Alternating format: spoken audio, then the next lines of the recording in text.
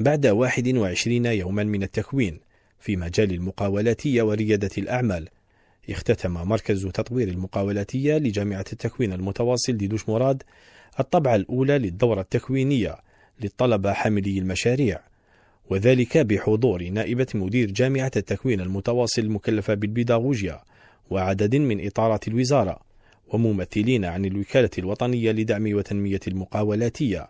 وقد أكد الطلبة على أهمية هذا التكوين في تأطير مشاريعهم المستقبلية. درنا تكوين كان الله يبارك في القمه، الاساتذه كانوا نيفو انتيليكتيال تاعهم ونيفو بروفيسيونال تاعهم ما شاء الله. جيتك بنوفو بروجي، لو بروجي هذا فيه انوفاسيون جديده اللي حنحلوا بها مشاكل تاع الشركات ومشاكل تاع المؤسسات بطريقه عصريه وفيها الرقمنه.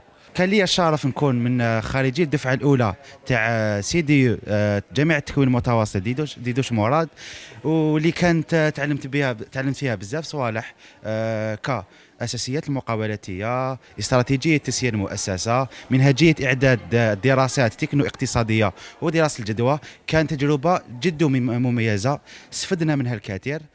وفي كلمة ألقتها بهذه المناسبة، أكدت نائبة مدير الجامعة المكلفة بالبيداغوجيا أن هذه الدورة التكوينية في طبعتها الأولى ستليها دورات أخرى لتكوين المكونين. أتمنى أن يكونوا قد تلقوا تكوينا مفيدا نافعا لمسارهم مستقبلا.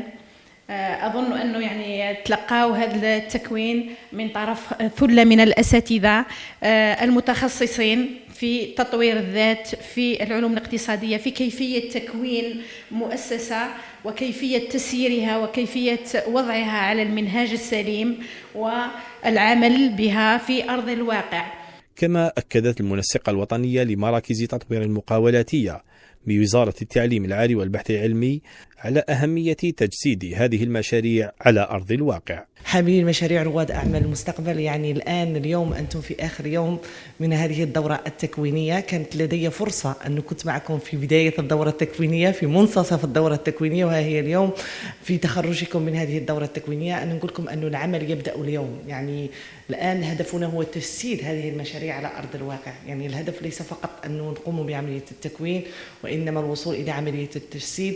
فالآن تبدأ عملية المرافقة من أجل تجسيد هذه المشاريع، علما أن مركز تطوير المقاولاتية موجود، كل أساتذة المكونين موجودين معكم من أجل مرافقتكم، بالإضافة إلى كل مكوني ومرافق الوكالة الوطنية لدعم وتنمية المقاولاتية الموجود على المستوى هنا جامعة الجزائر 3. يعني هو مرافق دائم لكم من أجل مرافقتكم في تجسيد هذه المشاريع، لأنه الهدف تاعي أنه المرة الجاية إن شاء الله أن نروح نزور هذه المشاريع اللي تكون مجسدة على أرض الواقع. من جهتها أكدت مديرة مركز تطوير المقاولاتية بجامعة التكوين المتواصل عن دور مركز تطوير المقاولاتية في مرافقة أصحاب هذه المشاريع. نشهد اليوم تخرج أول دفعة للتكوين في المقاولاتية، حيث بدأت هذه الدورة يوم 4 فبراير 2025.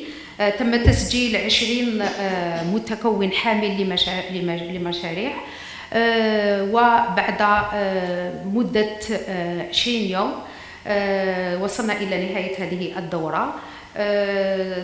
معنا 17 حامل مشروع حاضر معنا. سوف نقوم بتسليم الشهادات لنهاية هذا التكوين. للإشارة فإن اختتام هذه الدورة التكوينية في طبعتها الأولى كانت باسم دفعة أحفاد الشهيد ديدوش مراد، والتي تزامنت مع 24 فبراير ذكرى بسط السيادة على المحروقات، ليكون هذا التاريخ مرجعا لرفع تحدي النهوض بالاقتصاد الوطني من خلال تجسيد أفكار الطلبة في شكل مؤسسات ناشئة.